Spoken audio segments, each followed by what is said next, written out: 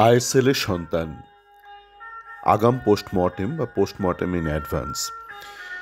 আইএসএলে কি মৃত্যু হয়ে গেছে, মানে পোস্টমর্টেম কি করা দরকার রয়েছে? জানি না, এটা আলোচনা।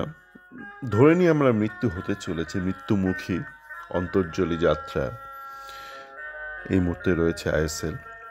তো একটু আলোচনা করি, কেননা গতকাল রাত্রে দেখলাম যে গোয়ার যে সাংবাদিক আছে, যিনি আইএসএলের সাথে ওতপ্রোতভাবে জড়িত শুরু থেকেই, এবং আইএসএলে তিনি যে একটা ঈশ্বরের একটা স্ট্যাটাস এই মুহূর্তে গ্রহণ করেছেন, বা তাকে দেয়া হয়েছে একটা ঈশ্বরের একটা পদ। তার মূল মন্ত্র বা মূল কারণ হচ্ছে তার সাথে ওই এফএসডিএল এর ভালো যোগাযোগ আছে, বা এফএসডিএল এর মধ্যে যে এজেন্ট নেটওয়ার্ক, তো তার মারফত তিনি কিছু খবর আগাম দিয়ে দেন আপনাদেরকে, এবং সেই আগাম খবরটা পেয়েই আপনারা ভাবেন উনি ঈশ্বর। মানে ঈশ্বরের একমাত্র কাজ হচ্ছে আগাম খোঁচরগিরি করা যাকে। তো উনি একটা ওনার খবরের কাগজে, যেটা ওনার প্রথাগত পেশা বা সরকারি পেশা, তো সেখানে একটা আর্টিকেল লিখেছেন, এবং সেখানে বলেছেন যে শুধু উড়িষ্যা এবং বেঙ্গালুরু নয়, আরও একাধিক ক্লাব কিন্তু শাটার ডাউন করতে চলেছে। তো কেন শাটার ডাউন করতে চলেছে এই নিয়ে আগে অনেক আলোচনা হয়েছে, আগের অডিওতে অল্প বলেছি, যেখানে আমি বাঙালির বাংলা উচ্চারণ নিয়ে একটুখানি সমালোচনা করেছি। তো যেটা এই আর্টিকেল থেকে আরও জানা যাচ্ছে, কিছুটা নির্বুদ্ধিতা জানা যাচ্ছে, যে অল ইন্ডিয়া ফুটবল ফেডারেশন বলছে যে তারা ভাবেনি যে কোর্ট এতটা সময় নেবে এই যে কনস্টিটিউশন সংক্রান্ত যেই কেস চলছে সেটা রায় দিতেন। এই আর কিছু বলার নেই। এখন কোর্টের হাতে অনেক কাজ, বিভিন্ন কাজ। তো যাকে আমরা আসি মূল যে বিষয়টা নিয়ে, ফালতু সময় নষ্ট না করে, যে আইএসএল কিন্তু যেটা করেছে, আমি একটু মানে আলোচনাটা অতটা সাজিয়ে গুছিয়ে হবে না, কেননা আলোচনা করবো ভাবিনি, কিন্তু মনে হয় করা দরকার আছে। দেখুন, একটা কথা আছে, আপনি দারিদ্রতা যদি দূর করতে চান, তাহলে আপনাকে কিন্তু দরিদ্রকে দূর করলে চলবে না, যেটা অনেক দেশেই হয়, অনেক গরিব দেশেই হয়।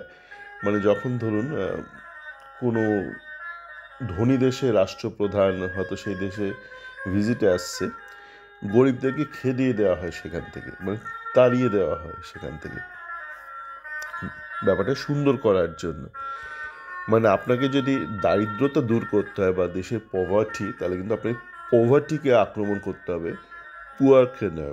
পুয়ার মানে দরিদ্র মানুষকে না। মানে আপনি দরিদ্র মানুষকে ধ্বংস করলেন, ভাবলেন দারিদ্রতা দূর হয়ে গেল, হবে না। রক্তবীজের মতন কালকে আরও নতুন দরিদ্র তৈরি হবে। তো আইএসএল যেটা করেছিল, আইএসএল কিন্তু ওই একই কাজ করেছিল, ওই সুন্দর করে দেখানোর জন্য বিদেশে রাষ্ট্রপ্রধান আপনার দেশে আসবে, সে দরিদ্রকে দূর করে দিয়েছিল, দারিদ্রতা সে দূর করেনি। সে একটা, যেটা আপনারা দেখবেন গতকাল এক্সট্রা টাইমে ওই সাইফ যে আছে সাংবাদিক, সে ওর মতো করে, ওর কিছুটা সীমাবদ্ধতা অবশ্যই আছে, ও সেই সীমাবদ্ধতা সত্ত্বেও কিন্তু একটা সুন্দর একটা উদাহরণ দিয়েছে, যে আপনারা যেমন কলকাতার অনেক জায়গায় দেখবেন একটা বস্তি পট্টির মাঝখানে একটা বিশাল বড় একটা হাই রাইজার হয়েছে। সেরকমই ভারতীয় ফুটবলের যে একটা দারিদ্রতা ছিল, সেই দারিদ্রতার মাঝখানেই একটা কিন্তু একটা আলাদা করে একটা আইল্যান্ডের মতন তৈরি করার চেষ্টা করা হয়েছিল আইএসএলে। তার ফলস্বরূপ যেটা হয়েছে, দেখুন এত তত্ত্ব কথা আমরা যাচ্ছি না, তত্ত্ব কথায় যাওয়ার আগে বলা যাক, ভারতীয় ফুটবল কি আন্তর্জাতিক মঞ্চে এগিয়েছে? না, এগোয়নি আন্তর্জাতিক মঞ্চে।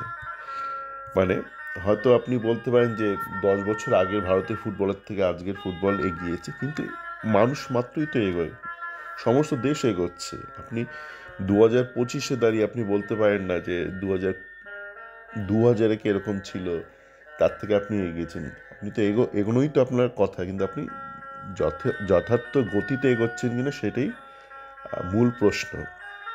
তো যথার্থ গতিতে এগোচ্ছিল না ভারতীয় ফুটবল, আশপাশের দেশ অনেক বেশি গতিতে এগোচ্ছিল, যার ফলস্বরূপ ভারতের সাথে তাদের ব্যবধান বাড়ছিল, যারা ভারতের থেকে এগিয়ে তারা আরও এগোচ্ছে, যারা ভারতের থেকে পিছিয়ে তারা ভারতের কাছাকাছি চলে আসছে, সেটা আপনারা দেখতে পেয়েছেন। এবার কেন দেখতে পেয়েছেন সেইটা আপনাদের তাহলে আলোচনা করতে হবে, কিন্তু কী দেখতে পেয়েছেন সেটা আগে জানা দরকার। কি যদি না জানতে পারেন যে কি দেখছেন, তাহলে কেন দেখছেন সেটা নিয়ে আলোচনাটা তো ঠিকঠাক হবে না। তো দেখুন, যেটা আইএসএল এসে করেছিল, যেটা অনেক অবাঙালি ব্যবসায়ী করে, যার দরুন আপনারা দেখবেন যে দেশের জিডিপি যতই মানে চটচর করে ওপরে এগিয়ে যাক, দেশ কিন্তু এগোচ্ছে না, দেশের সাধারণ মানুষ এগোচ্ছে না। কারণ যে জিডিপিতে আপনারা যে জিডিপি তুলনা করছেন, সেটা হচ্ছে দেশের জিডিপি, যেখানে সিগনিফিক্যান্ট কন্ট্রিবিউশন কিন্তু কিছু কতিপয় কিছু অতি ধনী ব্যক্তির। তো সাধারণ মানুষ কিন্তু সেখানে খুব বেশি কন্ট্রিবিউট করছে না, কিন্তু আপনারা তার রোজ রোজ তার চোখের সামনে ওই অতি ধনী ব্যক্তিদের দেখছেন, আপনাদের চোখের সামনে সাধারণ ব্যক্তিরাই রয়েছে। তো আপনারা দেখছেন যে দেশটা এগোচ্ছে না, কিন্তু বলা হচ্ছে যে দেশ নাকি বিশাল এগিয়ে যাচ্ছে। যেমন যখন এই বন্দে ভারত ট্রেন বেরিয়েছিল, অনেকেই বলেছিল আমাদের দেশ বিশাল হয়ে গেল। তা আমি বলবো, তাদের বলেছিলাম যে যেদিন দেখবে যে সাধারণ যে লোকাল ট্রেনে লোকাল কামরার বন্দে ভারত হয়েছে, সেদিন বুঝবে যে তোমার দেশের ট্রেন সত্যি সত্যি এগিয়েছে, বা আমার দেশের ট্রেন এগিয়েছে। কতিপয় ধনীর জন্য তো চিরকালই ছিল, যখন ট্রেনের কাঠের সিটগুলো ছিল, এখনও আছে জেনারেল কম্পার্টমেন্টে, তখনও তো এয়ারক্রাফট ছিল ধনীদের জন্য। ধনীর বাড়িতে কোন বিরিয়ানি পোলাওয়ের গন্ধে তো আপনার পেটটা ভরবে না। আপনি যদি সাধারণ মানুষ হন, আপনি যদি খুবই দরিদ্র ব্যক্তি হন, তো আপনার পাশে 1 কিলোমিটার দূরে কোন ধনীর বিশাল অট্টালিকায় পোলাও রান্না হচ্ছে, গরম গরম মাংস রান্না হচ্ছে, সেই গন্ধে তো আপনার রাত্রিবেলা তো আপনার ঘুমটা আসবে না, আপনার তো পেটটা ভরবে না। তো যেটা করেছিল আইএসএল, আপনার ফ্র্যাঞ্চাইজি সিস্টেম, এই নিয়ে তো অনেক আলোচনা শুনেছেন, তত্ত্বকথা, বা কিন্তু লিগালি কিন্তু এই মুহূর্তে কেউ ফ্র্যাঞ্চাইজি নয়, তারা কিন্তু ক্লাব লাইসেন্স রয়েছে, কিন্তু তারা কিন্তু অ্যাকচুয়ালি মানে প্র্যাকটিক্যালি তারা হচ্ছে আইএসএলের সন্তান। মানে যেসব সংস্থা বা যেসব ক্লাব তৈরি হয়েছিল, বা ফ্র্যাঞ্চাইজ বেসিসে যেগুলো তৈরি হয়েছিল আইএসএল যখন শুরু হলো, তারা কিন্তু এক প্রকার আইএসএলের সন্তান। কেননা তারা আইএসএল ছাড়া কিছু চেনে না, জানে না। মানে আইএসএল বন্ধ হয়ে গেলে তারাও বন্ধ হয়ে যাবে, কেন তারা তৈরি হয়েছিল ওই মডেলে। তাদের যে ফাইন্যান্সিং মডেল ছিল, অত কচকচনিতে যাচ্ছি না, তার যেইভাবে তারা অর্থ সংগ্রহ করতো, সেটা অনেকটাই নির্ভরশীল ওই আইএসএল যেইভাবে একটা ঢাক ব্যাপার করে চলে তার ওপর। সেই ঢাক ব্যাপারটা না থাকলে, যদি একটা স্বচ্ছতা বজায় রেখে যদি দেশের টায়ার ওয়ান লিগ হয়, তাদের পক্ষে চালানোটা কঠিন এই তাদের যে সংস্থা বা ক্লাবটাকে। সেই জন্যই দেখছেন যে আইএসএল বন্ধ হয়ে যাবে শুনেই অনেকে ইতিমধ্যে কিন্তু ঝাঁপ ফেলে দিয়েছে। দেখুন, আইএসএল বন্ধ হয়ে তারপর কি হবে সেটা অন্য বিষয়, অবশ্যই কিছু না কিছু হবে, দেশের টায়ার ওয়ান লিগ হবে, এবং সেটা অবশ্যই যেটা আগে আই লিগ ছিল বা এখনও যেটা আছে তার থেকে ভালো কিছুই হবে, কিন্তু কিছু না কিছু একটা হবে। তো যাকে কী হবে সেটা অন্য আলোচনা করা যাবে, কিন্তু আইএসএল যেটা করেছিল, সে নিজেকে ওপরে তুলে ধরার জন্য, যেটা অনেক ব্যবসায়ী করে, অসাধু ব্যবসায়ী করে, সে যে এক্সিস্টিং যে ব্যবসাগুলো ছিল তাদের ধ্বংস করার পথে নামলো। মানে নিজে ওপরে ওঠার একটাই তাদের কাছে প্রধান অস্ত্র হলো যে বাকিদের শেষ করে দেবো। সেই জন্য আপনারা দেখলেন বাংলার ফুটবলকে বা যত টুর্নামেন্ট ছিল সমস্তকে বন্ধ করা হলো। কিভাবে বন্ধ করা হলো? তাদের টাইম স্লট দেওয়া বন্ধ হয়ে গেল, তাদের ফান্ডিং বন্ধ করা হয়ে গেল ব্ল্যাকমেলের মতো। মানে ধরুন কোনো একটা কোম্পানি সে ফান্ড করতে চায়, সে ধরুন ডুরান্ট কাপকে ফান্ড করতে চায়, সে ধরুন আইএসএলকেও ফান্ড করতে চায়।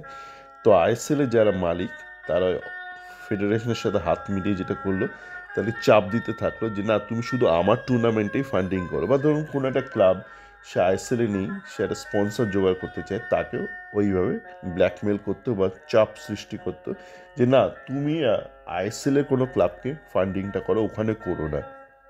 এরকম বিভিন্ন টেকনিক আছে, সেটা নিয়ে পরে বিস্তারিত আলোচনা করা যাবে। কিন্তু মূল যেই কথা সেটা হলো যে যারা আইএসএলের মধ্যে নেই, তাদেরকে কিভাবে শেষ করা যায়, সে কোনো ক্লাব হোক বা কোনো টুর্নামেন্ট হোক। কলকাতা ফুটবল লিগ হঠাৎ বলে দিল বিদেশি যাতে না খেলানো হয়, কেন মূল লক্ষ্য কিন্তু এই নয় যে কোনো প্লেয়ার বেরিয়ে আসবে, স্ট্রাইকার বেরিয়ে আসবে, বেরিয়েছে কি বের হয়তো নি, কেন বেরোয়নি আগেই আলোচনা করেছিলাম। এতক্ষণে আপনারা জেনে গেছেন, পোস্টমর্টেম হয়ে গেছে যে বেরোচ্ছে না। কিন্তু যেটা করার মূল লক্ষ্য ছিল যে কী করে ডিগ্ল্যামারাইজ করা যাবে, মানে তার জনপ্রিয়তাটাকে কমিয়ে দেওয়া যায়। মানে যারা আইএসএলের সাথে যুক্ত নয়, সে একটা লিগ হোক, কলকাতা ফুটবল লিগ হোক বা ডুরান্ড হোক বা আইএফএ শিল্ডের ক্ষেত্রে তো আপনারা দেখেছেন, মানে সমস্ত রেডি, ক্লাব রেডি, পশ্চিমবঙ্গ সরকার রেডি, আইএফএ রেডি, অর্থ রয়েছে, কিন্তু তাকে কিছুতেই স্লট দেওয়া হচ্ছিল না। তো এরা যেটা করছিল, এরা নিজেদের অস্তিত্ব প্রমাণ করার জন্য বাকিদেরকে ধ্বংসের পথে নেমেছিল। তো আমি বারবার যেটা বলি যে আপনাকে যদি দারিদ্রতা দূর করতে হয়, তাহলে আপনাকে দরিদ্রকে দূর করলে চলবে না, আপনাকে কিন্তু সবাইকে নিয়ে চলতে হবে। তাহলে কিন্তু সমাজের মধ্যে থেকে, দেশের মধ্যে থেকে দারিদ্রতা দূর হবে, চিরতরে দূর হবে। আপনি যদি ভাবেন শুধু দরিদ্রকে অ্যাটাক করবেন, আক্রমণ করে তাকে শেষ করবেন, তাহলে কিন্তু দারিদ্রতা আপনার দূর হবে না, আরও অরাজকতা চলে আসবে। তো এরা কিন্তু সেটাই করছিল। এবং আপনি যাই বলুন, এটা বলুন ওটা বলুন, গ্ল্যামারাইজ ডিগ্ল্যামারাইজ, দিনের শেষে কিন্তু ভারতীয় ফুটবল এগোচ্ছিল না আন্তর্জাতিক মঞ্চে। তো এইটা তো পরিষ্কার যে আমরা লাভবান হচ্ছিলাম না সেই অর্থে। ওই কিছুক্ষণের একটা মোহ কাজ করছিল, ওই একটা পেন কিলারের মতো, যে কিছুক্ষণ আপনার একটা দারুণ কিছু দেখছেন, কিন্তু বাস্তবে আপনার দেহের মধ্যে যে পচন বা যে রোগ ব্যাধি রয়েছে সেটা কিন্তু সমাধান হচ্ছিল না। তো এই সমস্যাতে কিন্তু যেই সিস্টেমটা ছিল, তাতে আপনার সমস্যাটা টেনে হিচড়ে ওটা কোনো এগোচ্ছিল না, মানে ভারতীয় ফুটবল কোনো এগোচ্ছিল না। তো এইটাকে দূর করা দরকার। তো দেখা যাক, অনেক ভালো কিছুই হতে পারে এখান থেকে। এই মুহূর্তে আমরা যে খারাপ অবস্থায় ছিলাম, এর থেকে খারাপ কিছু হবে না, আমার ব্যক্তিগতভাবে দৃঢ় বিশ্বাস। সকলে ভালো থাকবেন।